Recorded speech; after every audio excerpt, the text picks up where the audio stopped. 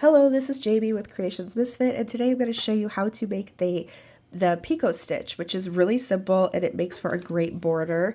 I have this blanket here that I just made, and I did the Picot Stitch for it. I will show you some pictures up here of what it looks like. It's just a nice finish to a border that works up really quickly. So let's go ahead and get started. I made a little swatch, and if you'd like to learn how to make that blanket, I have a video for it. I will put the description, or I have a video tutorial, I bet. I'll put the link in the description box below, and also I'll put like a little card up here. You can just click on that if you'd like to make that blanket. And I do show you on the blanket pattern how to do the Picot Stitch as well. But if you're using this for something else, here we go.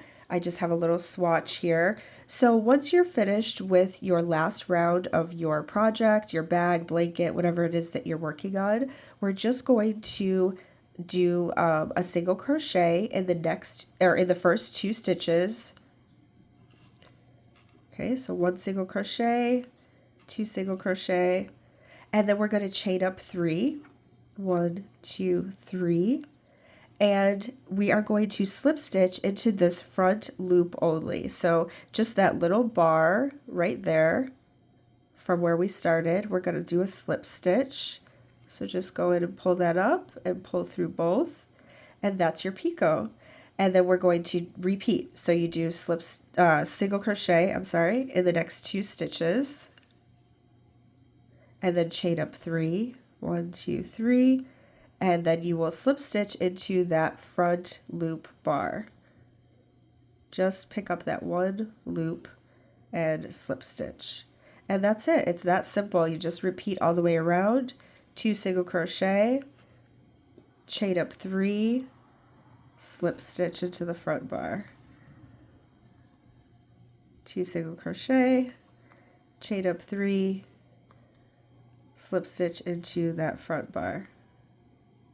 And you can just keep repeating that all the way around and it will give you a beautiful border.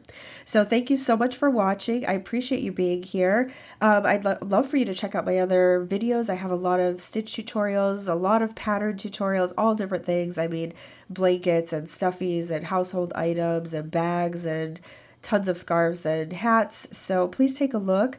If this was helpful, I'd love to have you like the video and comment below. Let me know how this worked for you or what you plan on using the Picot Stitch for.